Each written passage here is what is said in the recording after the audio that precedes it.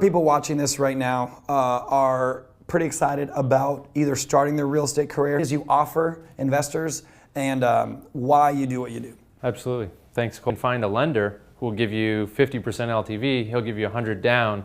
You split your 200 into 2 properties. All on the property. They didn't care what my income was. They didn't care what my credit was. I could borrow money based on the property.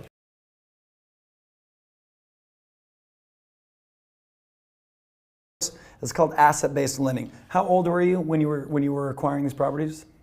25. You lost a car through repossession or something, that's one thing, but to have lost a house due to foreclosure and have no active income, in the world of traditional financing, going to Bank of America, Wells Fargo, Chase, they're gonna shun you out of there like you started. Sure. So I started buying foreclosures in 2008. I leveraged that into a bidding business. I'm gonna stop right there.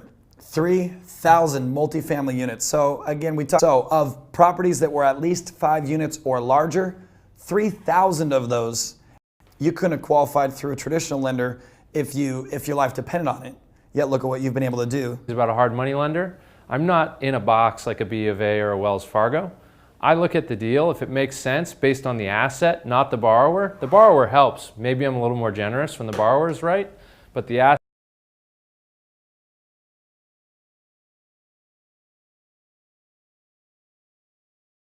You know, rough area, the cost is going to be higher. Maybe it's more points, maybe it's a higher rate.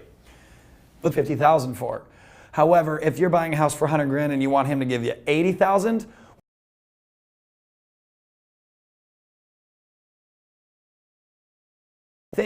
we talked about this earlier, when it comes to running the numbers, if he's going to charge you a higher interest rate, it's cheap money. You were probably... It was far from cheap.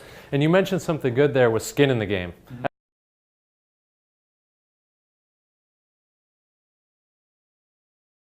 $1,000 property they're buying for 50 grand. I might be willing to give them all 50 grand because that's not much risk for me. Yeah. If they're going to go do the work, maybe it's a builder or a contractor, they actually work on it, that's skin in the game. There's more skin in the game than just money out of pocket. Right. There again, if they pay 200 for a house that's worth 250, it's risk.